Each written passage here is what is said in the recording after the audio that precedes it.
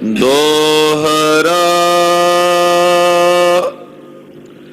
एक दिन श्री मुख ते कयो, राम सिंह तो ग्राम। उतरे एक द्वै निसाते, देखे कस अभिराम। वाहिगुरु जी का खालसा, वाहिगुरु जी की फतेह। जुगो जुग अटल सतगुरु श्री गुरु ग्रंथ साहिब जी महाराज जी दी पावन पवित्र हजूरी च जुड़ बैठी गुरु का खास रूप गुरु खालसा साध संगत जीओ धनता दे पात्र हो। नेता प्रति गुरु चरना च हाजरियां भर के अपने जीवन दीयां घड़ियां गुरु लेखे ला के सफला और सकारथा कर दे। कलगीधर पातशाह जी श्री दमदमा साहिब विखे विराजमान हन। शिकार खेडण गए ने, सिखां नूं सुरत बिरत करके तन करके और मन करके चढ़दी कला विच रहण दा उपदेश सतगुरु जी ने बख्शिश कीता है। हुक्म कीता कि जदों भी सिख ने घरों चलना कंघा करके ते अरदास करके चलना, जिस कारज नूं जाओगे कारज फतेह होवेगा। उच्चो नगर दा रहण वाला दयाल दास जो भाई भगतू दा पोतर है, गुरु चरना विच हाजिर होया। सतगुरु जी ने बचन कीता, भाई अमृत छक के दयाल सिंह हो जा। इन्हें गुरु पातशाह दे बचन नूं टाल दिता। गरीब नवाज पातशाह जी महाराज जी ने इसदा मुड़ के ध्यान नहीं कीता। आउंदा ते सतगुरु जी इनू भगतू दा मसंद कह के संबोधन कर दे। दूजे पासे जो भाई भगतू दे जीवन पुत्र दी अगे अंश वंश है, भाई के चक रहण वाले राम सिंह, फतेह सिंह, बख्त सिंह ते तख्त सिंह, ये चारे भरावां ने गुरु पातशाह कोलों खंडे दी पौल छकी। संगत दे चरनां विच जरूरी बेनती भी है कि कल भी 10 बजे खंडे दी पौल तैयार हो रही। जिन्हां माइयां भाइयां ने हाले खंडे दी पौल नहीं छकी, वो खंडे दी पौल छको। वेखो कलगीधर जी दा हुक्म है बार बार इतिहास विच कि पौल छके बिना पेखी सिख है, तरे केस पाहुल बिना पेखी मूड़ा सिख। तो गुरु पातशाह दा बारंबार हुक्म है, जिन्हां ने हाले अमृत नहीं छकिया वो कल अमृत दा बाटा 10 बजे तैयार होना है। जिथे दीवान सजने ने उथे नाल अमृत संचार हाल दे विच अमृत संचार भी होना। आओ कलगीधर जी दे पवित्र पावन इतिहास की चल रही लड़ीवार कथा मन विरतियां एकाग्र करके सरवण करिए। गुरु चरना विच अपनी हाजरी लवाउंदे आखीए जी सतनाम श्री वाहिगुरु साहिब जी। सतनाम श्री वाहिगुरु साहिब जी। दोहरा। एक दिन श्री मुख ते कयो, राम सिंह तो ग्राम। एक दिन भाई के चक तो राम सिंह जी सतगुरां दे दर्शनां नूं आए बठिंडे दमदमा साहब महाराज जी दे चरनां च। तो कलगीधर जी भाई राम सिंह जी नूं, ये भाई भगतू दे पोतरे सन भाई राम सिंह जी। सतगुरु जी ने बचन कीता, राम सिंह जी असीं तुहाडे नगर विच जिथों तुसीं आए हो भाई के चक पिंड तों उतरे एक द्वै निसाते, देखे कसे अभिराम। असीं तुहाडे नगर विच आके उतारा करांगे, 1-2 रातां तुहाडे नगर च रह के वेखांगे भी नगर किहो जिहा तुहाडा। ਮਹਾਰਾਜ ਜੀ ਨੇ ਬਚਨ ਕੀਤਾ ਵੀ ਕੈਸਾ ਸੁੰਦਰ ਨਗਰ ਹੈ ਤੁਹਾਡਾ, ਉਹ ਅਸੀਂ ਤੁਹਾਡੇ ਨਗਰ ਦੇ ਵਿੱਚ 2 ਦਿਨ ਉਤਾਰਾ ਰੱਖ ਕੇ ਵੇਖਾਂਗੇ, ਅਸੀਂ ਆਵਾਂਗੇ ਤੁਹਾਡੇ ਨਗਰ।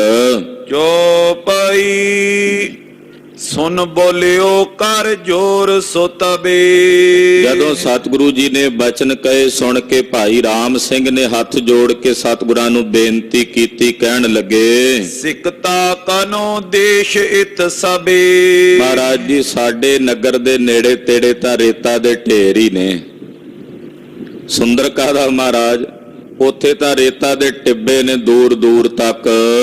ਤੀਖਣ ਤੇਜ ਤਪਨ ਕੋ ਪਾਏ। ਤੇ ਗਰਮੀਆਂ ਦੇ ਦਿਨ ਨੇ ਜਦੋਂ ਮਹਾਰਾਜ ਜੀ ਇਹ ਤਪਸ਼ ਪੈ ਰਹੀ ਹੈ ਜਿਹੜੀ ਹੁਣ, ਇਹਦੇ ਨਾਲ ਜਦੋਂ ਰੇਤਾ ਦੇ ਉੱਤੇ ਉਹ ਤਪਸ਼ ਪੈਂਦੀ ਹੈ ਤੇ ਬਹੁਤ ਜ਼ਿਆਦਾ ਗਰਮ ਲੂ ਚੱਲਦੀ ਹੈ, ਜਿਹੜੀ ਸਰੀਰ ਦੇ ਮਾਸ ਨੂੰ ਸਾੜ ਕੇ ਰੱਖ ਦਿੰਦੀ ਹੈ। ਜੈ ਕੈ ਤੇ ਦੀਰਘ ਤਪਤਾਏ।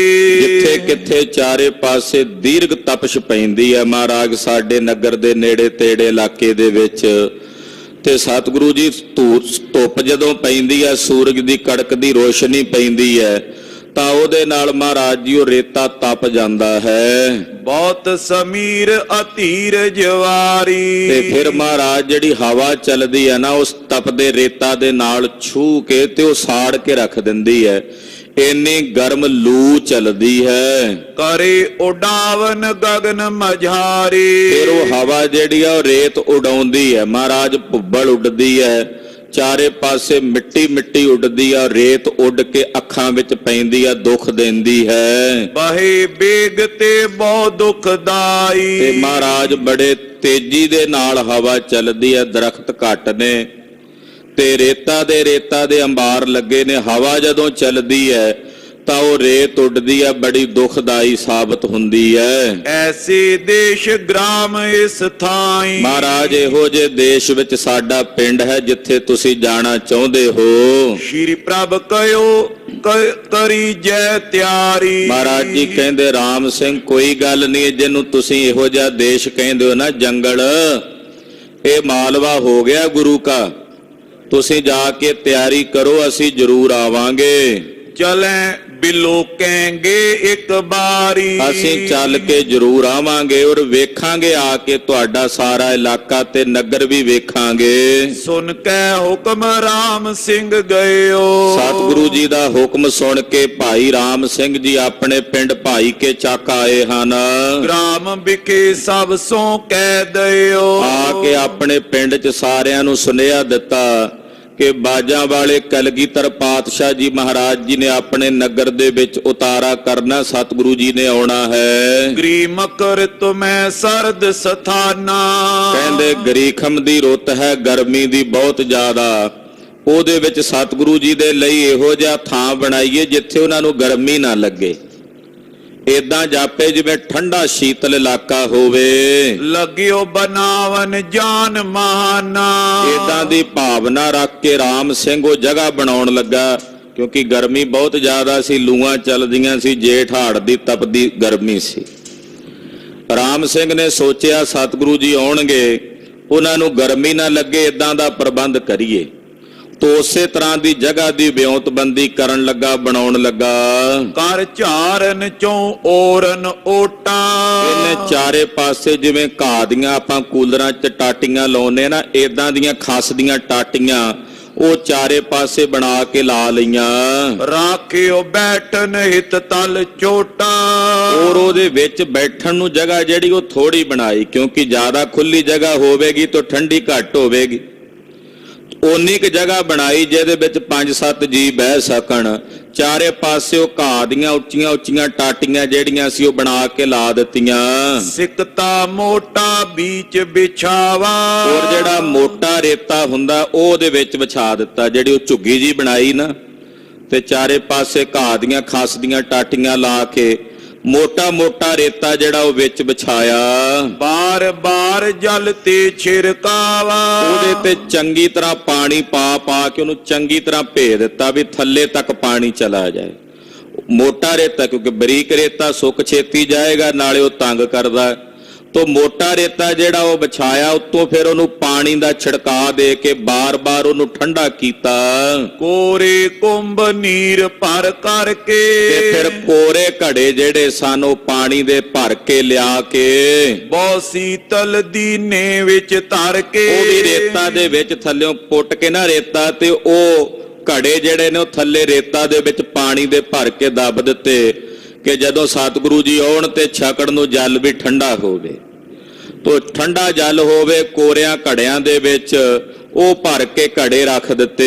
ਇਤਿਆਦਿਕ ਸਭ ਕਰਕੇ ਤਿਆਰੀ ਇਤਿਆਦਿਕ ਸਾਰੀ ਤਿਆਰੀ ਭਾਈ ਰਾਮ ਸਿੰਘ ਨੇ ਕਰ ਲਈ। ਨੀਕੇ ਸਤਿਗੁਰ ਹਿਤ ਸੁਧਾਰੀ ਔਰ ਕਲਗੀਧਰ ਪਾਤਸ਼ਾਹ ਜੀ ਵਾਸਤੇ ਬੜਾ ਸੋਹਣਾ ਟਿਕਾਣਾ, ਸੋਹਣੀ ਜਗ੍ਹਾ ਬਣਾ ਦਿੱਤੀ।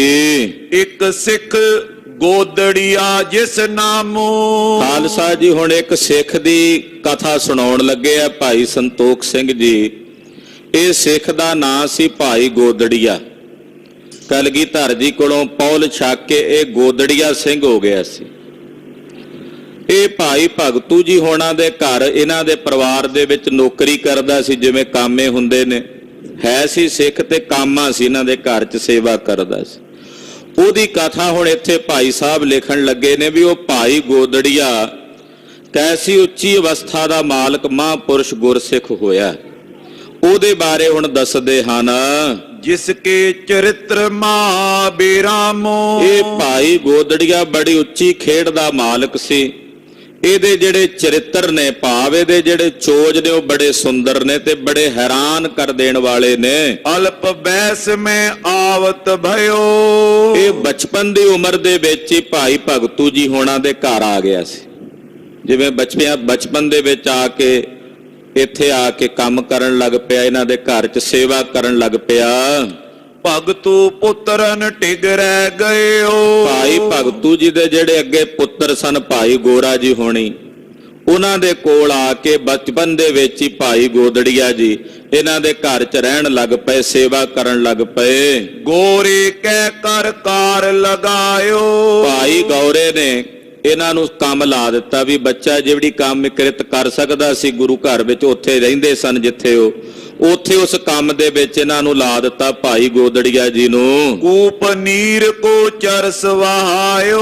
ਇਹਨਾਂ ਦੀ ਡਿਊਟੀ ਲਾਈ ਵੀ ਤੁਸੀਂ ਬਾਹਰ ਖੂਹ ਤੇ ਚਰਸ ਖਿੱਚਣਾ। ਚਰਸ ਦਾ ਮਤਲਬ ਹੁੰਦਾ ਵੀ ਉਹ ਖੂਹ ਦੇ ਵਿੱਚ ਮਸ਼ਕ ਜੀ ਪਾ ਕੇ ਨਾ, ਵੱਡੀ ਚਮੜੇ ਦੀ ਬਣੀ ਹੋਈ, ਤੇ ਉਹਨੂੰ ਭਰ ਕੇ ਖਿੱਚਦੇ ਆ ਬਾਹਰ, ਉਹਨੂੰ ਚਰਸਾ ਕਹਿ ਦਿੰਦੇ ਨੇ। ਤੇ ਉਹ ਚਰਸਾ ਜਿਹੜਾ ਹੈ ਉਹ ਤੁਸੀਂ ਜਾ ਕੇ ਖਿੱਚਣਾ। ਇਹ ਭਾਈ ਗੋਦੜੀਆ ਜੀ ਦੀ ਭਾਈ ਗੌਰੇ ਨੇ, ਜਿਹੜਾ ਭਾਈ ਭਗਤੂ ਦਾ ਪੁੱਤਰ ਸੀ, ਉਹਨੇ ਡਿਊਟੀ ਲਾ ਦਿੱਤੀ ਵੀ ਤੂੰ ਇਹ ਸੇਵਾ ਕਰਨੀ ਆ, ਪਾਣੀ ਖਿੱਚਣ ਦੀ। ਅਪਰ ਸੇਵ ਜੋ ਕਏ ਕਮਾਵੇ। ਹੋਰ ਵੀ ਜਿਹੜੀ ਕੋਈ ਸੇਵਾ ਕਹਿੰਦੇ ਨੇ, ਭਾਈ ਗੋਦੜੀਆ ਜੀ 7 ਬਚਨ ਕਹਿ ਕੇ ਉਹ ਸੇਵਾ ਕਰਦੇ ਨੇ, ਕਿਉਂਕਿ ਇਹ ਭਾਈ ਭਗਤੂ ਦਾ ਪਰਿਵਾਰ ਸੀ, ਬੜਾ ਉੱਚਾ ਪਰਿਵਾਰ ਸੀ ਤੇ ਮਹਾਤਮਾ ਸਨ, ਗੁਰੂ ਘਰ ਦੇ ਬੜੇ ਮਹਾਨ ਸਿੱਖ ਸੀ ਭਾਈ ਭਗਤੂ ਜੀ ਦੇ। ਭਾਈ ਗੋਦੜੀਆ ਜੀ ਬੜੀ ਭਾਵਨਾ ਨਾਲ ਇਹਨਾਂ ਦੇ ਘਰ ਸੇਵਾ ਕਰਦੇ, ਮਹਾਂਪੁਰਸ਼ਾਂ ਦੇ ਘਰ ਦੀ ਸੇਵਾ। ਤੋ ਇਸ ਤਰ੍ਹਾਂ ਜੇ ਪਾਣੀ ਢੋਣ ਤੋਂ ਇਲਾਵਾ ਜਾਂ ਚਰਸਾ ਖਿੱਚਣ ਤੋਂ ਇਲਾਵਾ ਕੋਈ ਹੋਰ ਸੇਵਾ ਹੁੰਦੀ ਹੈ, ਉਹ ਵੀ ਭਾਈ ਗੋਦੜੀਆ ਜੀ ਬੜੀ ਰੀਝ ਨਾਲ ਤੇ ਚਾਅ ਨਾਲ ਕਰਦੇ ਨੇ। ਕਰੇ ਸੰਜ ਲਗ ਜਹਾਂ ਲਗਾਵੇ। ਇਹਨਾਂ ਦੀ ਇੱਕ ਇਹੋ ਜੀ ਖੇਡ ਸੀ ਵੀ ਜਿਹੜੇ ਕੰਮ ਨੂੰ ਸਵੇਰੇ ਲਾ ਦਿੱਤਾ ਨਾ ਇਹਨਾਂ ਨੂੰ 7-8 ਵਜੇ, ਸ਼ਾਮ ਤੱਕ ਇਹਨਾਂ ਨੇ ਉਹ ਕੰਮ ਲੱਗੇ ਰਹਿਣਾ ਬਿਨਾਂ ਰੁਕਿਆ, ਸਾਰਾ ਦਿਨ ਉਹ ਕੰਮ ਕਰੀ ਜਾਣਾ। ਏਦਾਂ ਦੀ ਖੇਡ ਸੀ ਇਹਨਾਂ ਦੀ। ਇੱਕ ਦਿਨ ਘਾਸ ਬਾੜ ਬੇਲਾਇਓ। ਇੱਕ ਦਿਨ ਭਾਈ ਗੋਦੜੀਏ ਨੂੰ ਘਾਹ ਵੱਢਣ ਲਾ ਦਿੱਤਾ ਵੀ ਤੂੰ ਘਾਹ ਵੱਢਣਾ ਹੈ। ਦੈ ਦਿਸ ਤੋਲ ਬਾਜਰਾ ਲਿਆਇਓ। ਤੇ 10 ਸੇਰ ਇਹਨੂੰ ਬਾਜਰਾ ਦੇ ਦਿੱਤਾ ਵੀ ਚਲੋ ਉੱਥੇ ਭੁੰਨਿਆ ਹੋਇਆ ਵੀ ਇਹ ਛਕੀ ਜਾਈ ਤੇ ਨਾਲ ਘਾਹ ਜਿਹੜਾ ਉਹ ਤੂੰ ਵੱਢਣਾ। 10 ਸੇਰ ਬਾਜਰਾ ਤੋਲ ਕੇ ਭਾਈ ਗੋਦੜੀਆ ਜੀ ਆਪਣੇ ਨਾਲ ਲੈ ਆਏ ਖੇਤਾਂ ਵਿੱਚ, ਨਾਲੇ ਘਾਹ ਵੱਢੀ ਜਾਂਦੇ ਨੇ। ਚਰਬਤ ਸੇਰ ਇੱਕ ਦਿਨ ਮਾਈ। ਤੇ ਇੱਕ ਸੇਰ ਬਾਜਰਾ ਇੱਕ ਦਿਨ ਚ ਚੱਬ ਜਾਂਦੇ ਆ ਤੇ ਸਵੇਰ ਤੋਂ ਲੈ ਕੇ ਸ਼ਾਮ ਤੱਕ ਘਾਹ ਖੋਤਰੀ ਜਾਂਦੇ ਨੇ, ਖੇਤਾਂ ਦੇ ਵਿੱਚ ਵੱਢੀ ਜਾਂਦੇ ਨੇ। ਘਾਸ ਬੜੇ ਨਿਤ ਮਿਟੈ ਸੁਨਾਈ। ਔਰ ਘਾਹ ਵੱਢਦਿਆਂ ਰੁਕਦੇ ਹੀ ਨਹੀਂ। ਜਦੋਂ ਜੇਬ ਦੇ ਵਿੱਚ ਪਾਇਆ ਹੁੰਦਾ ਬਾਜਰਾ, ਭੁੱਖ ਜੀ ਲੱਗਦੀ ਆ, ਚੱਬ ਲੈਂਦੇ ਨੇ, ਫਿਰ ਵੱਢਣ ਲੱਗ ਪੈਂਦੇ ਨੇ। ਤੇ ਜਦੋਂ ਭੁੱਖ ਲੱਗਦੀ ਆ ਫਿਰ ਛਕ ਲੈਂਦੇ ਆ ਬਾਜਰਾ, ਫਿਰ ਵੱਢਣ ਲੱਗ ਪੈਂਦੇ। ਸਵੇਰ ਤੋਂ ਲੈ ਕੇ ਸ਼ਾਮ ਤੱਕ ਰੁਕਦੇ ਹੀ ਨਹੀਂ, ਏਦਾਂ ਲੱਗੇ ਹੀ ਰਹਿੰਦੇ ਘਾਹ ਵੱਢਣ ਵਿੱਚ। ਸੁਰਤਾ ਉੱਥੇ ਹੀ ਲੱਗ ਗਿਆ ਭਾਈ ਗੋਦੜੀਆ ਜੀ ਦਾ। 10 ਦਿਵਸਨ ਲਗ ਢੇਰ ਲਗਾਏ। 10 ਦਿਨ ਲਗਾਤਾਰ ਘਾਹ ਵੱਢਦੇ ਰਹੇ। ਪਿੱਛੇ ਭਾਈ ਗੋਰਾ ਜੀ ਹੋਣਾ ਨੂੰ ਭੁੱਲ ਹੀ ਗਿਆ ਵੀ ਉਹਨੂੰ ਬੁਲਾਉਣਾ ਸੀ ਵਾਪਸ, ਵੀ ਆ ਜਾਓ ਹੁਣ ਘਾਹ। ਉਹ ਵੀ ਖੇਤਾਂ 'ਚ ਨਹੀਂ ਗਏ। 10 ਦਿਨ ਵੱਢ ਕੇ ਘਾਹ ਦੀਆਂ ਪੰਡਾਂ ਦੇ ਪੰਡ, ਢੇਰਾਂ ਦੇ ਢੇਰ ਲਾ ਦਿੱਤੇ ਖੇਤਾਂ ਦੇ ਵਿੱਚ। ਨੈ ਆਵਤ ਭਾ ਬਿਨਾ ਬੁਲਾਏ। ਕਿਉਂਕਿ ਜਦੋਂ ਤੱਕ ਬੁਲਾਉਂਦੇ ਨਹੀਂ ਸੀ ਉਦੋਂ ਤੱਕ ਆਉਂਦਾ ਨਹੀਂ ਸੀ। ਜਦੋਂ ਆ ਕੇ ਕਹਿ ਦਿੰਦੇ ਸੀ ਵੀ ਹੁਣ ਬੱਸ ਕਰ, ਉਦੋਂ ਬੱਸ ਕਰਦੇ ਸੀ, ਨਹੀਂ ਤਾਂ ਜਿੱਥੇ ਲਾ ਦਿੱਤਾ ਸਾਰਾ ਦਿਨ ਲੱਗੇ ਰਹਿਣਾ। ਤੋ ਉਹ ਹੁਣ ਵਿਸਰ ਗਿਆ ਉਹਨਾਂ ਨੂੰ ਵੀ ਬੁਲਾਣਾ ਵਾਪਸ।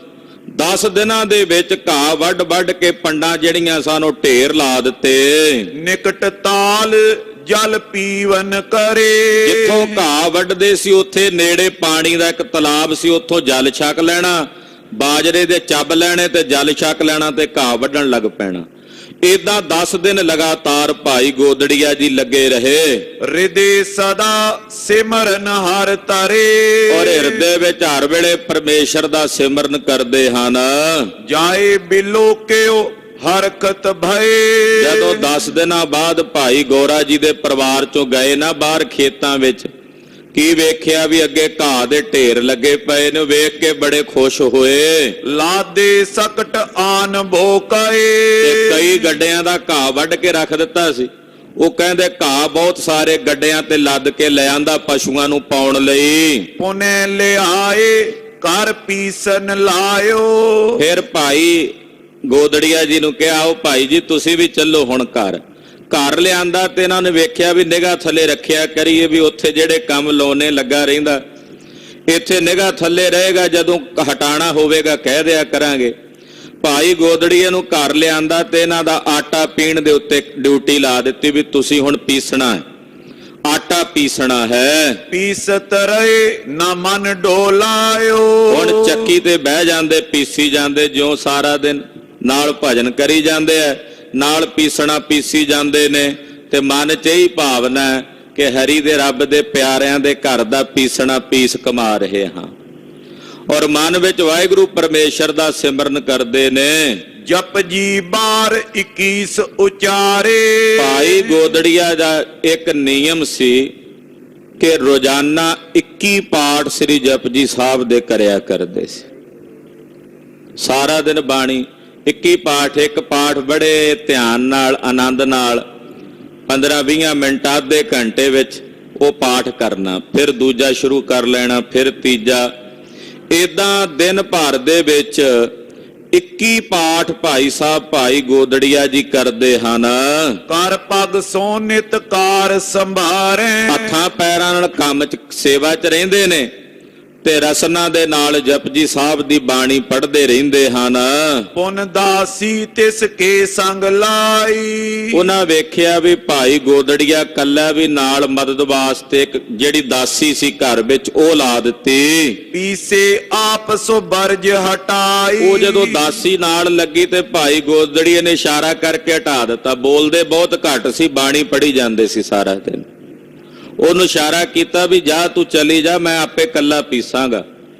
ਉਹਨੂੰ ਵੀ ਹਟਾ ਦਿੱਤਾ ਤੇ ਕੱਲੇ ਹੀ ਕਣਕ ਪੀਸਦੇ ਨੇ, ਦਾਣੇ ਪੀਸਦੇ ਨੇ। ਲੰਗਰ ਵੀ ਚੱਲਦਾ ਸੀ ਭਾਈ ਭਗਤੂ ਦੇ ਘਰ ਵਿੱਚ। ਤੋ ਇਸ ਕਰਕੇ ਉਸੇ ਤਰ੍ਹਾਂ ਸੇਵਾ ਦੇ ਵਿੱਚ ਭਾਈ ਗੋਦੜੀਆ ਜੀ ਕੱਲੇ ਲੱਗੇ ਰਹਿੰਦੇ। ਜਿਹੜੀ ਇਸਤਰੀ ਨਾਲ ਲਾਈ ਸੀ ਉਹਨੂੰ ਵੀ ਰੋਕ ਦਿੱਤਾ। ਭਗਤੋ ਸੁਤ ਜੀਵਨ ਇੱਕ ਵਾਰੀ। ਇੱਕ ਵਾਰੀ ਦਾ ਬਚਨ ਹੈ ਵੀ ਭਾਈ ਭਗਤੂ ਦੇ ਪੁੱਤਰ ਜਿਹੜੇ ਭਾਈ ਜੀਵਨ ਜੀ, ਜਿਨ੍ਹਾਂ ਨੇ ਗੁਰੂ ਹਰਿ ਰਾਏ ਸਾਹਿਬ ਦੇ ਬਚਨਾਂ ਨਾਲ ਸਰੀਰ ਤਿਆਗਿਆ ਸੀ ਨਾ, ਉਹ ਘਰ ਵਿੱਚ ਸੀ।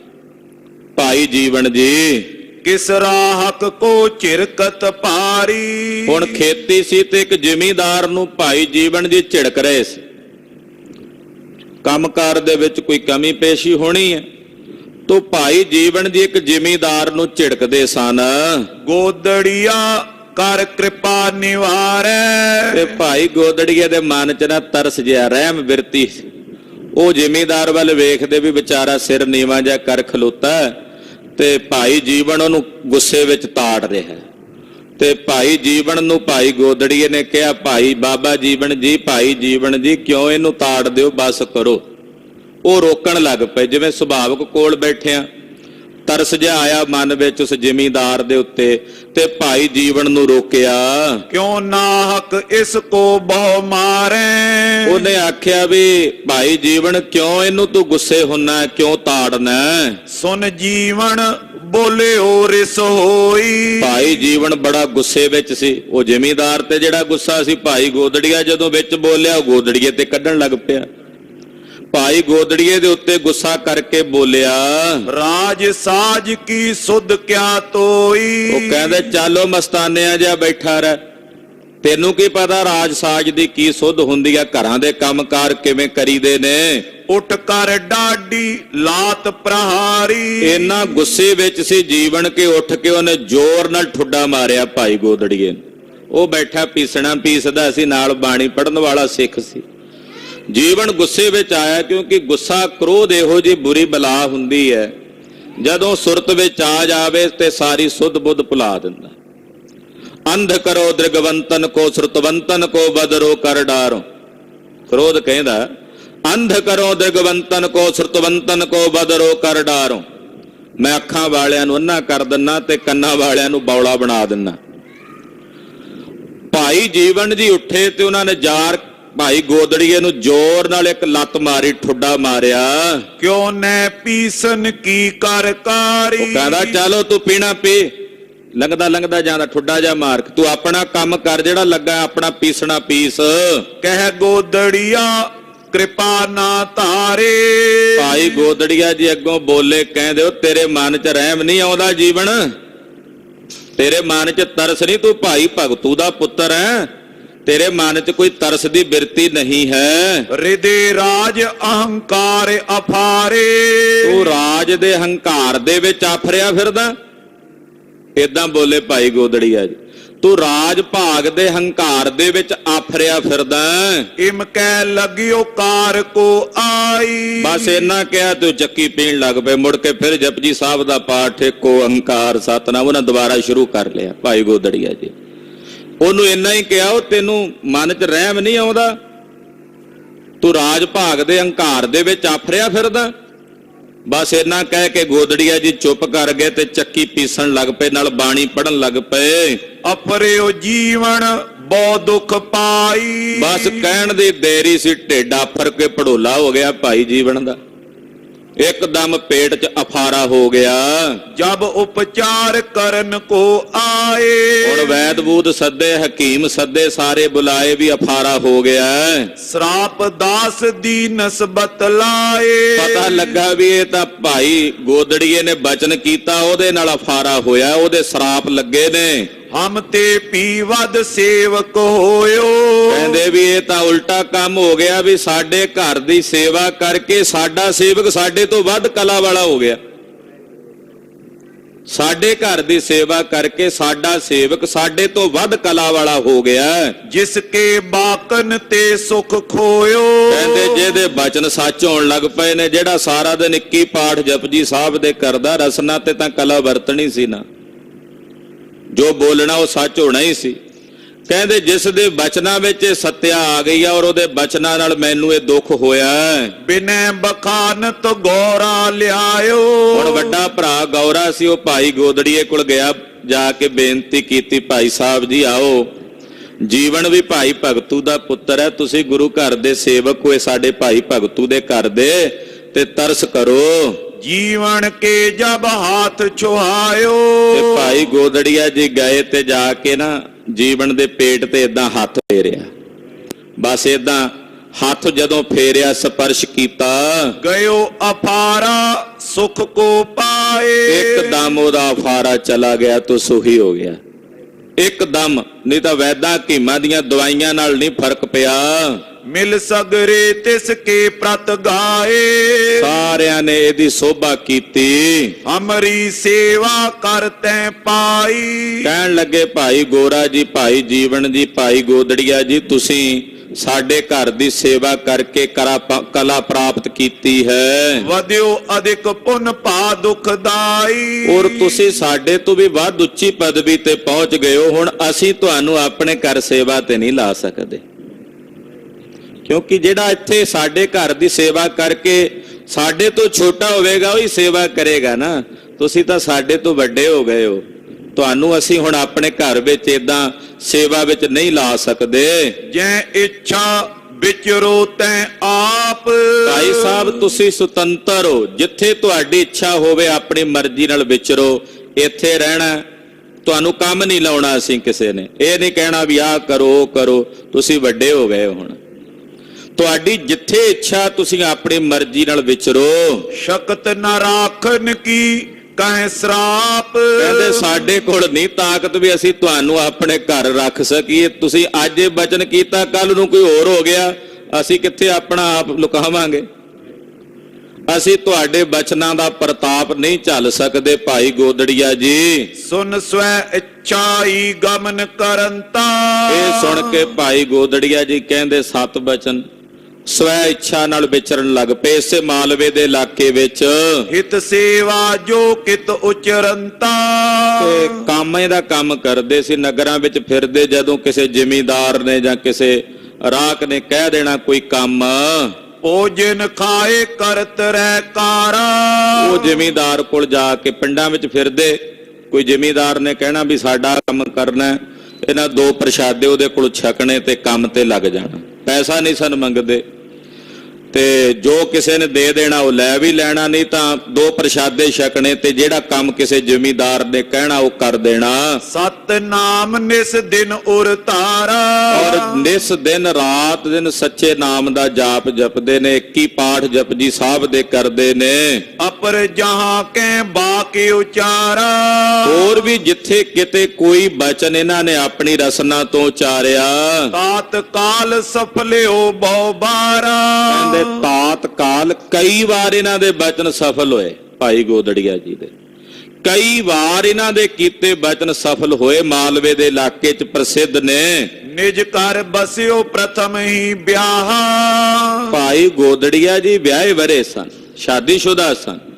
ਜਦੋਂ ਆ ਗਏ ਘਰ ਤੇ ਆਪਣੇ ਪਰਿਵਾਰ ਵਿੱਚ ਰਹਿਣ ਲੱਗ ਪਏ। ਤ੍ਰੈ ਸੁਤ ਜਨਮੇ ਨਿਜ ਘਰ ਮਾਂ। ਇਹਨਾਂ ਦੇ ਆਪਣੇ ਘਰ ਵਿੱਚ ਇਹਨਾਂ ਦੇ 3 ਪੁੱਤਰ ਸਨ। ਭਾਈ ਗੋਦੜੀਆ ਜੀ ਦੇ 3 ਪੁੱਤਰ ਜਨਮੇ ਸਨ। ਇੱਕ ਦਿਨ ਗਇਓ ਗ੍ਰਾਮ ਕਿਸੇ ਔਰ। ਇੱਕ ਦਿਨ ਆਪਣੇ ਪਿੰਡੋਂ ਨਿਕਲ ਕੇ ਕਿਸੇ ਦੂਜੇ ਪਿੰਡ ਗਏ ਹੋਏ ਭਾਈ ਗੋਦੜੀਆ ਜੀ। ਇੱਕ ਰਾਹਕ ਖੇਤਨ ਕੇ ਠੌਰ। ਇੱਕ ਜ਼ਿਮੀਂਦਾਰ ਦਾ ਖੇਤ ਸੀ, ਉੱਥੇ ਗਏ। ਕ੍ਰਿਖੀ ਬਾਡਣ ਕੋ ਦਿਓ ਲਗਾਈ। ਉਸ ਜ਼ਿਮੀਂਦਾਰ ਨੇ ਫਸਲ ਵੱਢਣ ਲਾ ਦਿੱਤਾ, ਫਸਲ ਪੱਕੀ ਹੋਈ ਸੀ। ਉਹਨੇ ਆਖਿਆ ਹਾਂ ਭਾਈ ਗੋਦੜੀਆ ਇਹ ਫਸਲ ਵੱਢਣੀ ਹੈ। ਇਹਨਾਂ ਦਾਤੀ ਲਈ ਤੇ ਫਸਲ ਵੱਢਣ ਲੱਗ ਪਏ। ਸਭ ਬਾਸਰ ਲੋਕਾਰ ਕਮਾਈ। ਜਿਉਂ ਸਵੇਰ ਤੋਂ ਲੈ ਕੇ ਸ਼ਾਮ ਤੱਕ ਉਹ ਕਣਕ ਜਿਹੜੀ ਫਸਲ ਸੀ ਵੱਢਦੇ ਰਹੇ। ਖਾਨ ਪਾਨ ਕੀ ਖਬਰ ਨਾ ਲੀਨੀ। ਤੇ ਕਹਿੰਦੇ ਖਾਨ ਪਾਨ ਦੀ ਖਬਰ ਨਹੀਂ ਲਈ, ਪਿੱਛੋਂ ਪਰਿਵਾਰ ਨੇ ਆ ਕੇ ਵੀ ਖਬਰ ਨਹੀਂ ਲਈ। ਸੰਧਿਆ ਪਰੀ ਜਾਟ ਮਨ ਚੀਨੀ। ਜਦੋਂ ਸ਼ਾਮ ਜੀ ਹੋਈ ਤੇ ਜਿਹੜੇ ਜ਼ਿਮੀਂਦਾਰ ਨੇ ਖੇਤਾਂ 'ਚ ਫਸਲ ਵੱਢਣ ਲਾਇਆ ਸੀ ਉਹਨੂੰ ਪਤਾ ਲੱਗਾ। ਕਹਿਓ ਚਲੋ ਅਬ ਖਿਚੜੀ ਦੇ ਹੈ। ਉਹਨੇ ਜਾ ਕੇ ਆਖਿਆ ਭਾਈ ਗੋਦੜੀਆ ਜੀ ਹੁਣ ਉਹਦੇ ਖੇਤਾਂ 'ਚ ਸਵੇਰ ਦੇ ਲੱਗੇ ਫਸਲ ਵੱਢਣ, ਉਹਨੇ ਆ ਕੇ ਹੁਣ ਜ਼ਿਮੀਂਦਾਰ ਦਾ ਫਰਜ਼ ਬਣਦਾ ਸੀ ਜਾ ਕੇ ਪ੍ਰਸ਼ਾਦਾ ਛਕਾਉਣਾ। ਉਹ ਸ਼ਾਮ ਤੱਕ ਬੌੜਿਆ ਹੀ ਨਾ। ਭਾਈ ਸਾਹਿਬ ਦਾ ਬਿਰਤਾ ਸੀ, ਜਿੱਥੇ ਲੱਗੇ ਹੀ ਰਹੇ ਸਾਰਾ ਦਿਨ। ਸ਼ਾਮ ਜੀ ਜਦੋਂ ਹੋਈ ਤੇ ਕਹਿੰਦਾ ਚੱਲ ਭਾਈ ਗੋਦੜੀਆ ਤੈਨੂੰ ਘਰ ਚੱਲ ਕੇ ਖਿਚੜੀ ਛਕਾਵਾਂ। ਭਲੀ ਪਾਂਤ ਤੋ ਕੋ ਤ੍ਰਿਪਤੇ ਹੈ। ਔਰ ਭਲੀ ਪ੍ਰਕਾਰ ਨਾਲ ਤੁਹਾਨੂੰ ਰਜਾਵਾਂਗੇ, ਤ੍ਰਿਪਤ ਕਰਾਂਗੇ। ਗੋਦੜੀਆ ਬੋਲੇ ਓ ਰਸੋਈ। ਤੇ ਭਾਈ ਗੋਦੜੀਆ ਜੀ ਵੀ ਰਸ ਵਿੱਚ ਆਏ ਤੇ ਕਹਿੰਦਾ ਠਹਿਰ ਜਾਓ ਜ਼ਿਮੀਂਦਾਰਾ, ਬਾਡਣ ਦਿਓ ਭਲੀ ਬਿਦ ਮੋਈ। ਮੈਨੂੰ ਵੱਢ ਲੈਣ ਦੇ, ਇੱਕ ਵਾਰੀ ਵਾੜ ਪਾ ਲੈਣ ਦੇ। ਹੁਣ ਏਦਾਂ ਬੋਲੇ, ਕਹਿੰਦੇ ਪਾ ਲੈਣ ਦੇ ਮੈਨੂੰ ਵਾੜ, ਹੁਣ ਇਹ ਹੁਣ ਵਾੜ ਪਵੇਗੀ ਤੇਰੇ। ਤਬ ਤੇ ਪਇਓ ਜਾਟ ਦੁਖਿਆਰਾ। ਕਹਿਣ ਦੀ ਦੇਰੀ ਸੀ, ਇੱਕਦਮ ਉਹਦੇ ਅੰਦਰ ਵੱਢ ਪੈਣੀ ਸ਼ੁਰੂ ਹੋ ਗਈ ਪੇਟ 'ਚ ਜ਼ਿਮੀਂਦਾਰ ਦੇ। ਉਹ ਕਹਿਣ ਲੱਗੇ ਵੀ ਠਹਿਰ ਜਾ ਮੈਨੂੰ ਵਾੜ ਪਾ ਲੈਣ ਦੇ। ਹੁਣ ਕਹਿਣ ਦੀ ਦੇਰੀ ਜ਼ਿਮੀਂਦਾਰ ਉਸੇ ਵੇਲੇ ਉੱਚੀ ਚੀਕ ਮਾਰੀ, ਉਹਦੇ ਪੇਟ 'ਚ ਇੱਕਦਮ ਵਾੜ ਪਈ। ਹਾਏ ਹਾਏ ਕਰ ਊਚ ਪੁਕਾਰਾ, ਉਹ ਹਾਏ ਹਾਏ ਕਰਕੇ ਉੱਚੀ ਉੱਚੀ ਪੁਕਾਰਦਾ। ਲੋਕਨ ਕਿਓ ਮਹਾ ਅਜ਼ਮਤੀ, ਲੋਕਾਂ 'ਚ ਪਤਾ ਲੱਗਾ, ਉਹਨਾਂ ਆਖਿਆ ਇਹ ਤਾਂ ਮਹਾ ਅਜਮਤੀ ਕਰਾਮਾਤੀ ਪੁਰਸ਼ ਆ ਭਾਈ ਗੋਦੜੀਆ। ਇਸ ਤੇ ਕਾਰ ਕਰਾਵਤ ਅਤੀ, ਕਹਿੰਦੇ ਇਹਦੇ ਕੋਲੋਂ ਹੱਥ ਦਾ ਕੰਮ ਕਰਾਉਂਦੇ ਲਾਲਚ ਵਸ ਹੋ ਕੇ, ਨਾਲੇ ਪਤਾ ਵੀ ਸੀ ਜ਼ਿਮੀਂਦਾਰ ਨੂੰ ਵੀ ਐਡੇ ਵੱਡੇ ਮਹਾਂਪੁਰਸ਼ ਦੇ ਕੋਲੋਂ ਤੁਸੀਂ ਵੀ ਲਾਲਚ ਵਸ ਹੋ ਕੇ ਵੀ ਬੜਾ ਕੰਮ ਕਰਦਾ, ਲੈਂਦਾ ਵੀ ਨਹੀਂ ਕੁਝ, ਲਾਲਚ ਵਸ ਹੋ ਕੇ ਕੰਮ ਕਰਾਉਂਦਾ ਸੀ। ਤਾਂ ਇਸੇ ਕਰਕੇ ਤੈਨੂੰ ਇਹ ਦੰਡ ਮਿਲਿਆ। ਅਜੋ ਪਿਤਿਸ ਕੋ ਦਦੀ ਖੁਲਾਵੋ, ਉਹ ਘਰ ਲਿਆਂਦਾ ਜਦੋਂ ਜ਼ਿਮੀਂਦਾਰ ਨੂੰ ਨਾ, ਕਹਿੰਦੇ ਹਾਲੇ ਵੀ ਵੇਲਾ, ਛੇਤੀ ਨਾਲ ਦਹੀਂ ਤਿਆਰ ਕਰਕੇ ਤੇ ਦਹੀਂ ਲੈ ਕੇ ਜਾਓ ਤੇ ਭਾਈ ਗੋਦੜੀਏ ਨੂੰ ਛਕਾਓ। ਹੱਥ ਜੋਰ ਬਿਨਤੀ ਬਖਸ਼ਾਵੋ, ਤੇ ਹੱਥ ਜੋੜ ਕੇ ਨਾਲੇ ਦਹੀਂ ਛਕਾਓ ਤੇ ਨਾਲੇ ਆਪਣੀ ਗਲਤੀ ਦੀ ਮਾਫੀ ਮੰਗੋ। ਜਾਟ ਮਾਤ ਦਦ ਮਿਰਚਾਂ ਪਾਏ, ਉਹ ਜਿਹੜਾ ਜੱਟ ਸੀ ਜ਼ਿਮੀਂਦਾਰ, ਉਹਦੀ ਮਾਂ ਨੇ ਦਹੀਂ ਲਿਆਂਦੀ ਤੇ ਦਹੀਂ 'ਚ ਮਿਰਚਾਂ ਪਾਤੀਆਂ, ਤੇ ਮਿਰਚਾਂ ਵੀ ਜ਼ਿਆਦੀਆਂ ਪਾਤੀਆਂ। ਵੇਖੋ ਜਦੋਂ ਹੋਣੀ ਜਿਵੇਂ ਵਰਤਣੀ ਹੁੰਦੀ ਆ, ਪਰਮੇਸ਼ਰ ਦੀ ਖੇਡ ਹੈ ਨਾ, ਉਹ ਵਰਤ ਕੇ ਰਹਿੰਦੀ ਹੈ। ਉਹ ਦਹੀਂ ਉਹਨੇ ਲਿਆਂਦੀ, ਦਹੀਂ 'ਚ ਮਿਰਚਾਂ ਪਾ ਦਿੱਤੀਆਂ ਤੇ ਪਾ ਵੀ ਬਹੁਤੀਆਂ ਦਿੱਤੀਆਂ। ਤਰ ਆਗੇ ਸਭ ਦਹੀਂ ਖੁਆਏ, ਤੇ ਵਾਵਾ ਵੱਡਾ ਬਾਟਾ ਭਰ ਕੇ ਦਹੀਂ ਦਾ ਉਹ ਭਾਈ ਗੋਦੜੀਏ ਦੇ ਅੱਗੇ ਰੱਖ ਕੇ ਉਹਨਾਂ ਨੂੰ ਛਕਾਇਆ। ਬਹੁਚਰ ਪਰੀ ਖਾਏ ਕਰ ਗਾਈ, ਹੁਣ ਉਹ ਤਿੱਖੀ ਸੀ ਮਿਰਚ, ਉਹਨਾਂ ਨੇ ਕਿਹੜਾ ਕਹਿਣਾ ਸੀ ਵੀ ਨਹੀਂ ਖਾਣੀ।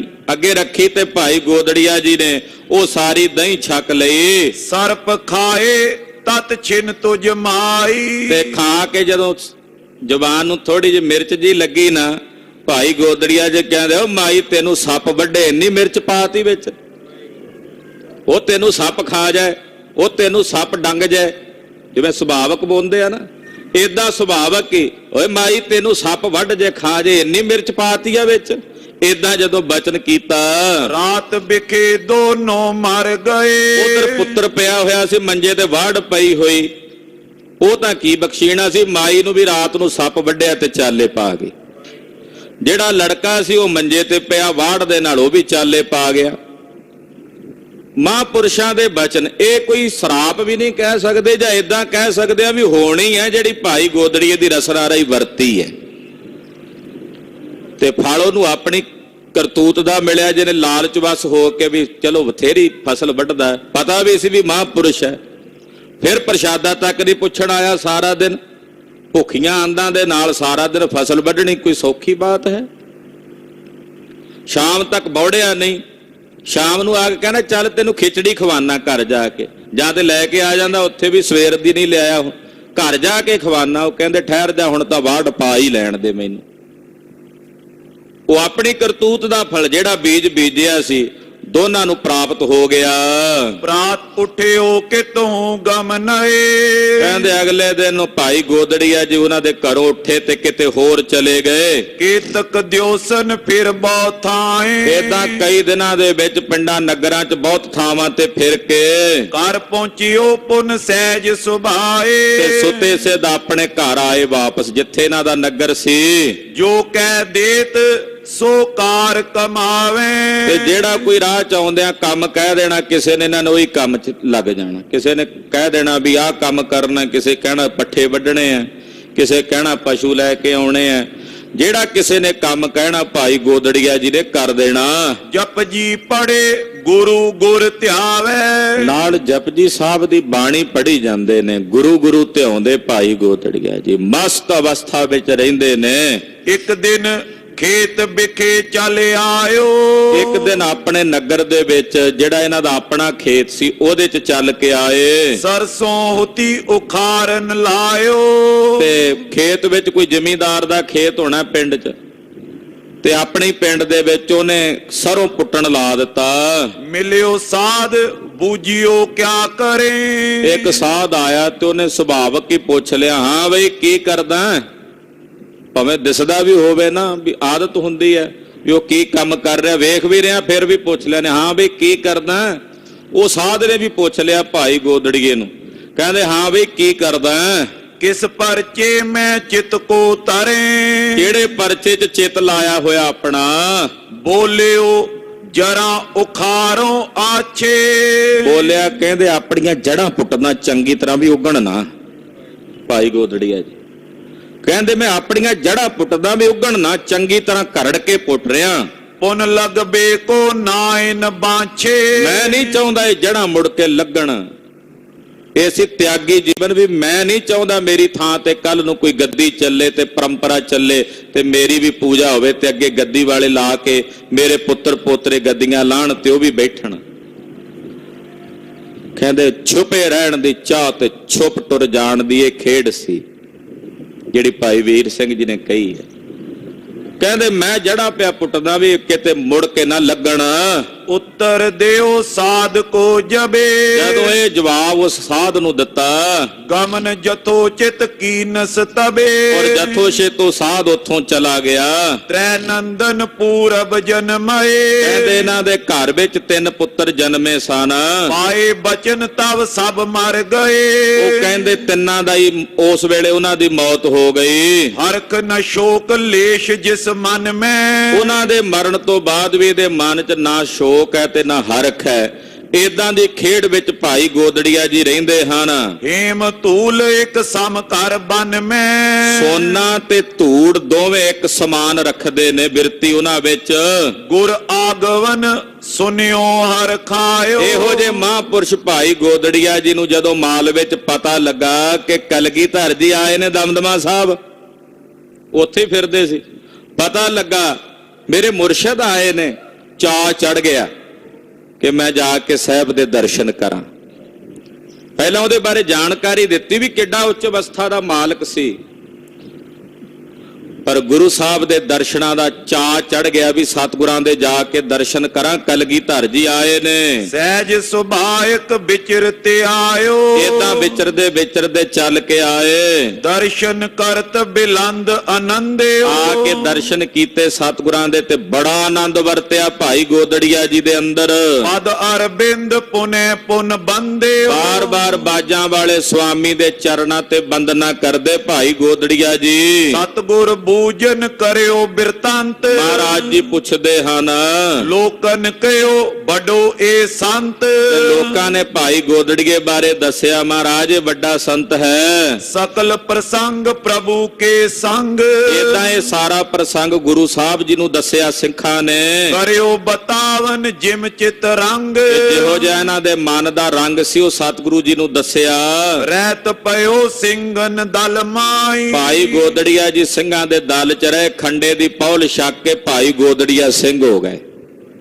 ਮਹਾਰਾਜ ਜੀ ਦੀ ਫੌਜ ਵਿੱਚ ਮਾਲਵੇ ਦੇ ਇਲਾਕੇ ਵਿੱਚ ਇਹ ਸਤਿਗੁਰਾਂ ਦੇ ਨਾਲ ਹੀ ਰਹੇ। ਲੇਤ ਆਹਾਰ ਦੇਗ ਤੇ ਖਾਈ। ਔਰ ਗੁਰੂ ਕੇ ਲੰਗਰਾਂ ਵਿੱਚੋਂ ਲੰਗਰ ਲੈ ਕੇ ਛਕਦੇ ਤੇ ਭਜਨ ਕਰਦੇ ਨੇ। ਸਤ ਨਾਮ ਸਿਮਰਨ ਗੁਰ ਦਰਸ਼ਨ। ਨਾਲੇ ਸੱਚੇ ਨਾਮ ਦਾ ਭਜਨ ਕਰਦੇ ਨੇ, ਨਾਲ ਸਾਹਿਬ ਗੁਰੂ ਕਲਗੀਧਰ ਜੀ ਦੇ ਦਰਸ਼ਨ ਕਰਦੇ ਹਨ। ਕਰਤ ਨਿਤਾ ਪ੍ਰਤ ਦੋਸ਼ਨ ਤਰਖਨ। ਔਰ ਸਤਿਗੁਰੂ ਜੀ ਦੇ ਦਰਸ਼ਨ ਕਰਕੇ ਨਿਤਾ ਪ੍ਰਤੀ ਮਹਾਰਾਜ ਜੀ ਦੇ ਦਰਸ਼ਨਾਂ ਚੋਂ ਆਪਣੇ ਦੋਸ਼ ਦੂਰ ਕਰਦੇ ਨੇ ਪੂਰਬਲੇ ਜਨਮਾਂ ਦੇ। ਸਭਾ ਵਿਖੇ ਸਤਿਗੁਰ ਇੱਕ ਬੇਰਾ।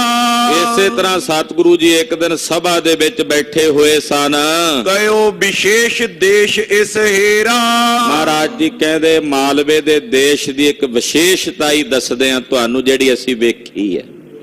ਕਲਗੀਧਰ ਬੋਲੇ, ਕਹਿੰਦੇ ਸਿੱਖੋ ਆ ਜਿਹੜਾ ਮਾਲਵੇ ਦਾ ਇਲਾਕਾ ਹੈ ਇਹਦੀ ਇੱਕ ਵਿਸ਼ੇਸ਼ਤਾ ਜਿਹਨੂੰ ਜੰਗਲ ਕਹਿੰਦੇ ਨੇ। ਮਹਾਰਾਜ ਜੀ ਕਹਿੰਦੇ ਇਹਦੀ ਇੱਕ ਵਿਸ਼ੇਸ਼ਤਾ ਜਿਹੜੀ ਅਸੀਂ ਵੇਖੀ ਹੈ ਉਹ ਦੱਸਦੇ ਆ, ਸੁਣੋ। ਗੋਦੜੀਏ ਸਮ ਔਰ ਨ ਤਿਆਗੀ। ਪਾਤਸ਼ਾਹ ਕਹਿੰਦੇ ਇਸ ਮਾਲਵੇ ਦੇ ਇਲਾਕੇ ਵਿੱਚ ਅਸੀਂ ਵਿਸ਼ੇਸ਼ਤਾ ਵੇਖੀ ਹੈ ਕਿ ਭਾਈ ਗੋਦੜੀਏ ਵਰਗਾ ਇਸ ਸਾਰੇ ਇਲਾਕੇ 'ਚ ਕੋਈ ਦੂਜਾ ਤਿਆਗੀ ਮਹਾਂਪੁਰਸ਼ ਨਹੀਂ ਹੈ।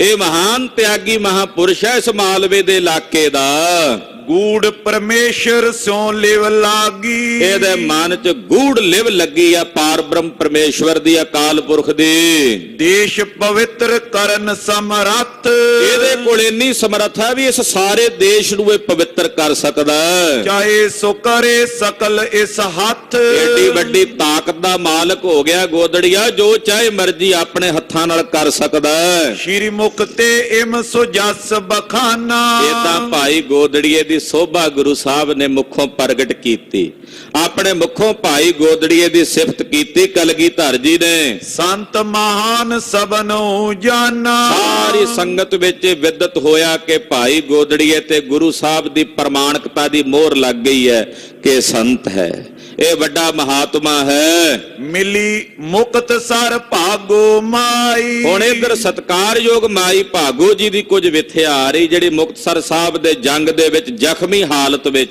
ਸਤਿਗੁਰੂ ਜੀ ਨੂੰ ਮਿਲੀ। ਵਦੀ ਪ੍ਰੀਤ ਗੁਰ ਮੈਂ ਅਧਿਕਾਈ। ਇਹਦੇ ਮਨ 'ਚ ਗੁਰੂ ਸਾਹਿਬ ਦੇ ਹਿਰਦੇ ਪਾਤਸ਼ਾਹ ਪ੍ਰਤੀ ਭਾਰੀ ਪ੍ਰੀਤ, ਸਾਹਿਬ ਨੂੰ ਪਾਰ ਬ੍ਰਹਮ ਪਰਮੇਸ਼ਵਰ ਰੂਪ ਜਾਣ ਕੇ ਵੱਡੀ ਭਾਰੀ ਪ੍ਰੀਤ ਇਹਦੇ ਹਿਰਦੇ 'ਚ ਉਪਜੀ। ਰਹਿਬੇ ਲਗੀ ਦਿਗੰਬਰ ਸੋਈ। ਦੇਸ਼ਾਂ ਨੂੰ ਹੀ ਆਪਣੇ ਅੰਬਰ ਬਣਾ ਕੇ, ਯਾਨੀ ਕਿ ਸਰੀਰ ਦੇ ਲੇਸ਼ ਤੋਂ ਉੱਪਰ ਉੱਠ ਕੇ ਮਾਈ ਭਾਗੋ ਜੀ ਰਹਿਣ ਲੱਗੇ, ਜਿੱਥੇ ਸਰੀਰ ਦੀ ਵੀ ਕੋਈ ਸੁੱਧ ਬੁੱਧ ਨਹੀਂ, ਸਿਰਫ ਆਤਮ ਰੂਪ ਦਾ ਸਾਖਸ਼ਾਤਕਾਰ ਹੈ। ਜਿਵੇਂ ਗੁਰਪ੍ਰਤਾਪ ਦੇ ਪ੍ਰਾਰੰਭ ਵਿੱਚ ਭਾਈ ਰਾਮ ਕੁਇਰ ਜੀ ਦੀ ਅਵਸਥਾ ਦਾ ਜ਼ਿਕਰ ਆਇਆ ਸੀ ਨਾ,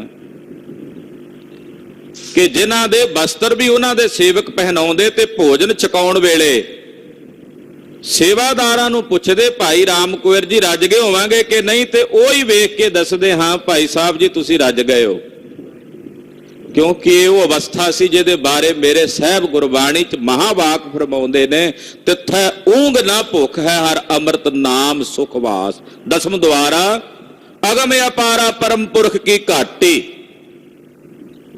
ਉਸ ਅਵਸਥਾ ਵਿੱਚ ਸਤਕਾਰਯੋਗ ਮਾਈ ਭਾਗੋ ਜੀ ਪਹੁੰਚੇ ਹਨ।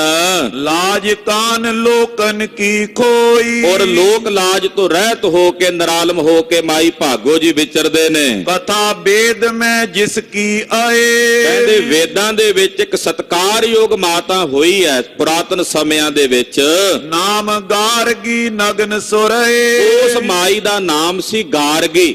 ਉਹਦੀ ਵੀ ਕੁਝ ਐਸੀ ਅਵਸਥਾ ਸੀ, ਪਰਮਹੰਸਨੀ ਵੱਡ ਅਵਧੂਤਾ। ਉਹਨੂੰ ਵੀ ਪਰਮਹੰਸ ਅਵਸਥਾ ਤੇ ਅਵਧੂਤ ਅਵਸਥਾ ਦਾ ਮਾਲਕ ਕਿਹਾ ਜਾਂਦਾ ਸੀ। ਤਿਮ ਭਾਗੋ ਗੁਰ ਟਿਗ ਅਵਧੂਤਾ। ਇਸੇ ਤਰ੍ਹਾਂ ਸਤਕਾਰਯੋਗ ਮਾਈ ਭਾਗੋ ਜੀ ਗੁਰੂ ਕਲਗੀਧਰ ਪਾਤਸ਼ਾਹ ਜੀ ਮਹਾਰਾਜ ਜੀ ਦੇ ਚਰਨਾਂ ਵਿੱਚ ਸਤਿਗੁਰਾਂ ਦੀ ਸੰਗਤ ਵਿੱਚ ਵਿਚਰਦਿਆਂ ਉਸ ਪਰਮਹੰਸ ਅਵਸਥਾ ਵਿੱਚ ਜਾ ਪਹੁੰਚੇ ਹਨ।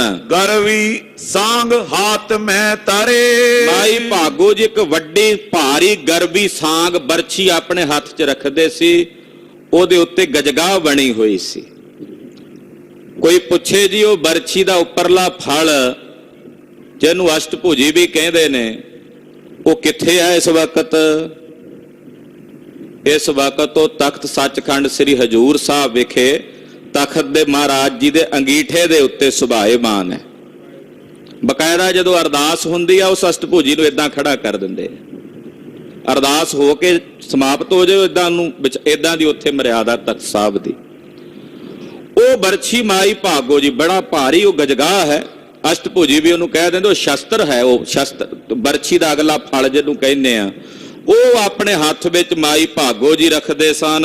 ਸਦਾ ਆਨੰਦ ਏਕ ਰਸ ਥਿਰੇ। ਸਦਾ ਆਨੰਦ ਚ ਇੱਕ ਰਸ ਅਵਸਥਾ ਚ ਰਹਿੰਦੇ ਨੇ।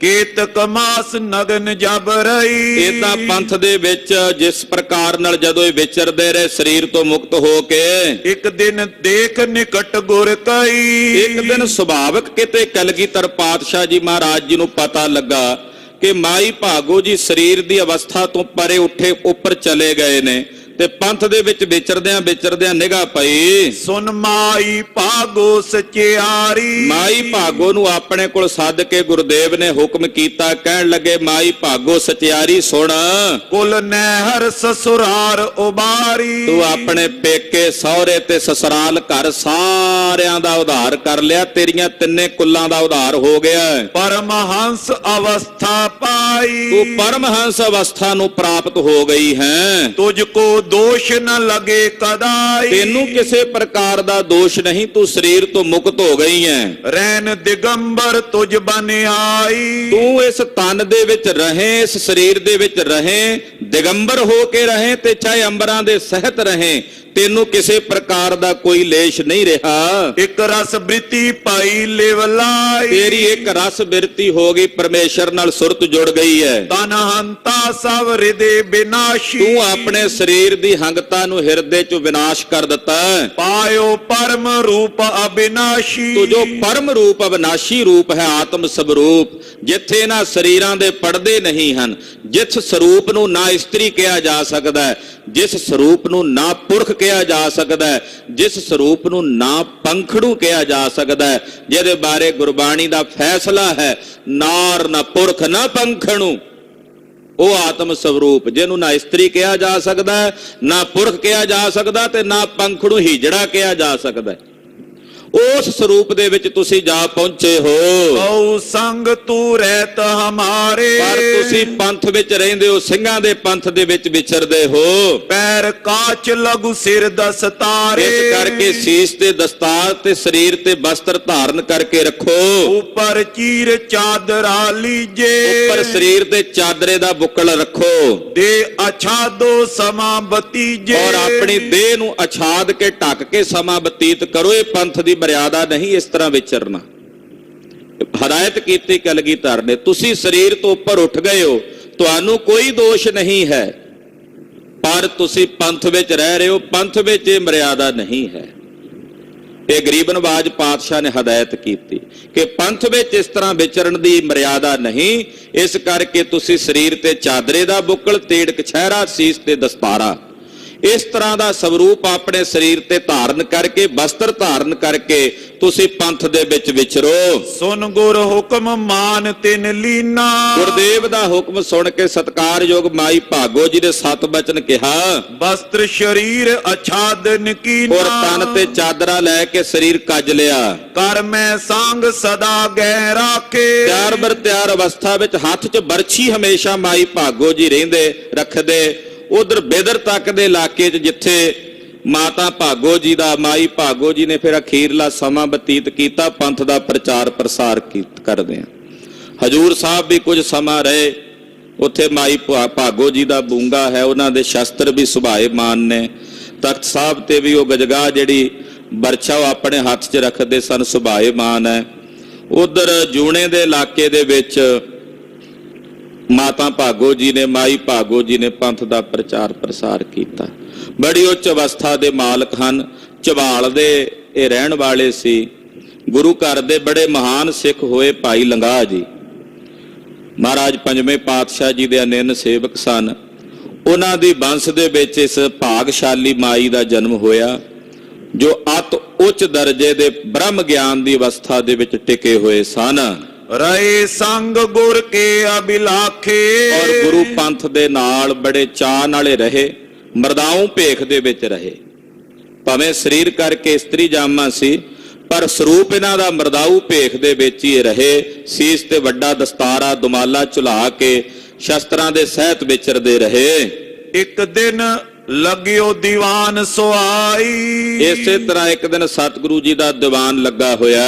ਬੈਠਿਓ ਡੱਲਾ ਨਿਕਟ ਗੁਸਾਈ। ਕਿ ਇੰਨੇ ਨੂੰ ਚੌਧਰੀ ਡੱਲਾ ਸਤਿਗੁਰੂ ਕਲਗੀਧਰ ਜੀ ਦੇ ਦਰਬਾਰ ਦੇ ਵਿੱਚ ਆਇਆ। ਸੂਬਾ ਜੋ ਸਿਰੰਦ ਮੈਂ ਰਹੇ। ਭਾਈ ਡੱਲੇ ਨੇ ਆ ਕੇ ਬੇਨਤੀ ਕੀਤੀ, ਸਤਿਗੁਰੂ ਜੀ ਜਿਹੜਾ ਸੂਬੇਦਾਰ ਸਰਹੰਦ ਵਿੱਚ ਰਹਿੰਦਾ ਹੈ, ਨਾਮ ਵਜੀਦ ਖਾਨ ਜਿਸ ਕਹੇ। ਉਹਦਾ ਨਾਮ ਵਜ਼ੀਰ ਖਾਨ ਕਿਹਾ ਜਾਂਦਾ ਹੈ। ਗੁਰ ਕੇ ਸੁਧ ਤਲਵੰਡੀ ਸੁਨੀ। ਮਹਾਰਾਜ ਉਸ ਪਾਪੀ ਨੂੰ ਪਤਾ ਲੱਗਾ ਕਿ ਤੁਸੀਂ ਇਸ ਵੇਲੇ ਤਲਵੰਡੀ ਵਿੱਚ ਹੋ। ਬਿਸਮਾਨਿਓ ਜੜ ਮੁੰਡੀ ਧੁਨੀ। ਉਹ ਹੈਰਾਨ ਹੋਇਆ ਤੇ ਮੁੰਡੀ ਧੁਨੀ ਉਹਨੂੰ ਇਹ ਸੀ ਵੀ ਸ਼ਾਇਦ ਤੁਸੀਂ ਮੁਕਤਸਰ ਸਾਹਿਬ ਵਿੱਚ ਸ਼ਹੀਦ ਹੋ ਗਏ।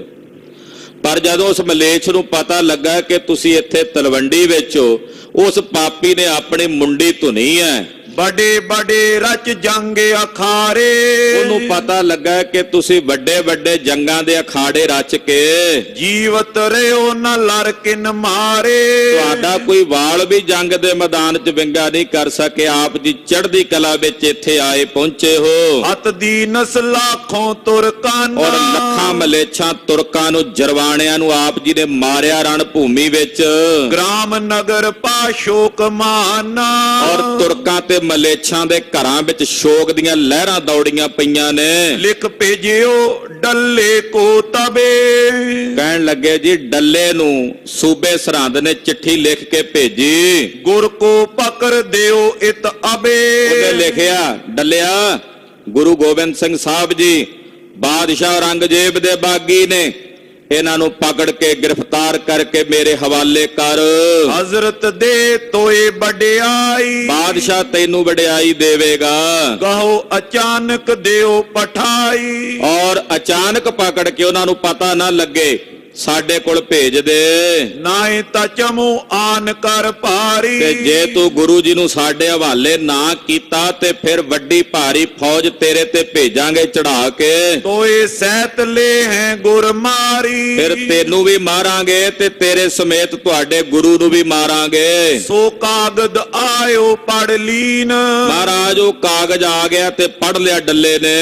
उत्तर को लिखाए तब दीन ਉਸ ਵੇਲੇ ਉਹਦਾ ਜਵਾਬ ਡੱਲੇ ਚੌਧਰੀ ਨੇ ਲਿਖਾਇਆ ਸੂਬੇ ਸਰਹੰਦ ਨੂੰ। संग गुरु के प्राण हमारे ਭਾਈ ਡੱਲਾ ਜੀ ਨੇ ਲਿਖਿਆ ਸਰਹੰਦ ਦੇ ਸੂਬੇ ਨੂੰ, ਉਹ ਸੂਬਿਆ ਸੁਣ ਗੁਰੂ ਦੇ ਨਾਲ ਸਾਡੇ ਪ੍ਰਾਣ ਵਸਦੇ ਹਨ। ਸੰਗ ਗੁਰੂ ਕੇ ਪ੍ਰਾਣ ਹਮਾਰੇ, ਸਾਡੇ ਪ੍ਰਾਣ ਗੁਰੂ ਜੀ ਦੇ ਨਾਲ ਵਸਦੇ ਨੇ। किम दे तुझ मरे न मारे ਅਸੀਂ ਇਹ ਪ੍ਰਾਣ ਜਿਹੜੇ ਸਾਡੇ ਗੁਰੂ ਜੀ ਦੇ ਨਾਲ ਵਸਦੇ ਨੇ ਉਹ ਗੁਰੂ ਜੀ ਤੁਹਾਨੂੰ ਕਿਵੇਂ ਦੇ ਦਈਏ ਜਦੋਂ ਤੱਕ ਤੁਹਾਨੂੰ ਮਾਰਦੇ ਨਹੀਂ ਜਾਂ ਫਿਰ ਆਪ ਮਰਦੇ ਨਹੀਂ।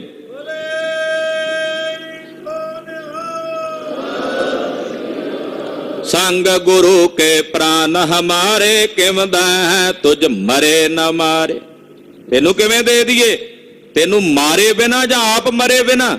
ਗੁਰੂ ਸਾਹਿਬ ਨਾਲ ਸਾਡੀ ਜਿੰਦ ਵਸਦੀ ਹੈ, ਗੁਰੂ ਸਾਹਿਬ ਨਾਲ ਸਾਡੇ ਪ੍ਰਾਣ ਵਸਦੇ ਨੇ। जेकर चमू कनी पुण्य आवे ਜੇਕਰ ਤੇਰੀਆਂ ਬਹੁਤੀਆਂ ਫੌਜਾਂ ਆਉਣਗੀਆਂ ਚੜ ਕੇ मार कितक हम तजपुर जावे ਤੇ ਅਸੀਂ ਮਾਰਾਂਗੇ ਪਹਿਲਾਂ ਤਾਂ ਤੇਰੀਆਂ ਫੌਜਾਂ ਨੂੰ, ਨਾ ਮਾਰ ਸਕੇ ਤੇ ਫਿਰ ਇਹ ਨਗਰ ਛੱਡ ਕੇ ਚਲੇ ਜਾਵਾਂਗੇ। जाए प्रवेशे जंगल माए ਇਹੋ ਜਿਹੇ ਜੰਗਲ ਦੇ ਇਲਾਕੇ 'ਚ ਜਾ ਵੜਾਂਗੇ जहां नीरोए प्राप्त नाई ਜਿੱਥੇ ਪਾਣੀ ਵੀ ਪ੍ਰਾਪਤ ਨਹੀਂ ਹੋਵੇਗਾ। गुर के संग रहेंगे सदा ਅਸੀਂ ਗੁਰੂ ਜੀ ਦੇ ਨਾਲ ਸਦਾ ਰਹਾਂਗੇ, ਉਹਨਾਂ ਦਾ ਸਾਥ ਨਹੀਂ ਛੱਡਾਂਗੇ। तेरो हुक्म करेंगे अदा ਤੇਰੇ ਹੁਕਮ ਦੀ ਪਾਲਣਾ ਨਹੀਂ ਕਰਾਂਗੇ, ਸੂਬਾ ਸਰਹੰਦ ਅਸੀਂ ਨਹੀਂ ਮੰਨਾਂਗੇ ਤੇਰੇ ਹੁਕਮ ਨੂੰ। इमलिक पटियो सुनत दुख पायो ਇਹ ਤਾਂ ਭਾਈ ਡੱਲੇ ਨੇ ਜਵਾਬ ਲਿਖ ਕੇ ਭੇਜਿਆ ਸੂਬੇ ਸਰਹੰਦ ਵਜੀਦੇ ਪਾਪੀ ਨੂੰ। ਇਹਨੇ ਜਦੋਂ ਪੜਿਆ ਤੇ ਬੜਾ ਦੁਖੀ ਹੋਇਆ। मामूड को बस न बसायो ਮਾਂ ਮੂਰਖ ਦਾ ਕੋਈ ਵਸ ਨਹੀਂ ਚੱਲਦਾ, ਪਤਾ ਵੀ ਉਧਰ ਕਿੱਥੇ ਜਾਵਾਂਗਾ ਬੀਏ ਬਹਾਨ ਵਿੱਚ। ਪਹਿਲਾਂ ਵੀ ਮੁਕਤਸਰ ਸਾਹਿਬ ਤੋਂ ਪਿਆਸਾ ਹੀ ਮੁੜ ਕੇ ਆਇਆ ਨਾ ਵਾਪਸ, ਸੋਚਦਾ ਉੱਥੇ ਤਾਂ ਪਾਣੀ ਨਹੀਂ ਲੱਭਦਾ, ਕਿਵੇਂ ਜਾ ਕੇ ਹਮਲਾ ਕਰਾਂਗਾ। ਇਹ ਤਾਂ ਫੋਕੇ ਡਰਾਵੇ ਹੀ ਦਿੰਦਾ ਸੀ। ਪਰ ਚੌਧਰੀ ਡੱਲੇ ਦਾ ਜਵਾਬ ਸੁਣ ਕੇ ਇਹ ਸਮਝ ਗਿਆ ਕਿ ਗੁਰੂ ਸਾਹਿਬ ਸਾਡੇ ਹੱਥ ਨਹੀਂ ਲੱਗ ਸਕਦੇ। ਕਲਗੀਆਂ ਵਾਲੇ ਸਾਹਿਬ ਸੱਚੇ ਪਾਤਸ਼ਾਹ ਜੀ ਦੀ ਪਾਵਨ ਅੰਮ੍ਰਿਤ ਕਥਾ ਨੂੰ ਕਥਨ ਕਰਦਿਆਂ ਹੋਈਆਂ ਭੁੱਲਾਂ ਚੁੱਕਾਂ ਦੀ ਖਿਮਾ ਅਰਦਾਸ ਕਰਨੀ ਸਤਿਗੁਰੂ ਜੀ ਅਗਾਂਹ ਵਾਸਤੇ ਸਤਿਬੁੱਧੀ ਸਮਤ ਪ੍ਰਦਾਨ ਕਰਨ। ਸਾਧ ਸੰਗਤ ਜੀ ਸਤਿਗੁਰਾਂ ਦੀ ਦਇਆ ਸਦਕਾ ਕਿਰਪਾ ਸਦਕਾ ਕੱਲ 21 ਤਰੀਕ ਦਾ ਦਿਨ ਆ ਗਿਆ, ਜਿਹੜਾ ਦਿਨ ਆਪਾਂ ਪਟਿਆਲੇ ਜ਼ਿਲ੍ਹੇ ਦੀਆਂ ਸਾਰੀਆਂ ਸੰਗਤਾਂ ਵੱਲੋਂ ਮੁਕਰਰ ਕੀਤਾ। ਸਤਿਗੁਰੂ 9ਵੇਂ ਪਾਤਸ਼ਾਹ ਜੀ ਮਹਾਰਾਜ ਜੀ ਦਾ 400 ਸਾਲਾ ਸ਼ਤਾਬਦੀ ਸਮਾਗਮ ਮਨਾਉਣਾ ਔਰ ਬੜੀ ਚੜ੍ਹਦੀ ਕਲਾ ਵਿੱਚ ਸਾਰੀਆਂ ਸੰਗਤਾਂ ਨੇ, ਪਟਿਆਲੇ ਜ਼ਿਲ੍ਹੇ ਦੇ ਸਾਰੇ ਗੁਰਸਿੱਖਾਂ ਨੇ ਸ਼੍ਰੋਮਣੀ ਗੁਰਦੁਆਰਾ ਪ੍ਰਬੰਧਕ ਕਮੇਟੀ ਦੇ ਉਦਮ ਸਦਕਾ ਇਹ ਸਮਾਗਮ ਕੱਲ ਸਵੇਰੇ 9 ਵਜੇ ਤੋਂ ਦੁਪਹਿਰੇ 1 ਵਜੇ ਤੱਕ ਸਮੁੱਚੇ ਸਿੱਖਾਂ ਨੇ ਰਲ ਮਿਲ ਕੇ ਮਨਾਉਣੇ ਨੇ, ਜਿਸ ਵਿੱਚ ਪੰਥ ਦੇ ਪ੍ਰਸਿੱਧ ਕਥਾਕਾਰ ਭਾਈ ਪਿੰਦਰਪਾਲ ਸਿੰਘ ਜੀ, ਭਾਈ ਬੰਤਾ ਸਿੰਘ ਜੀ ਤੋਂ ਇਲਾਵਾ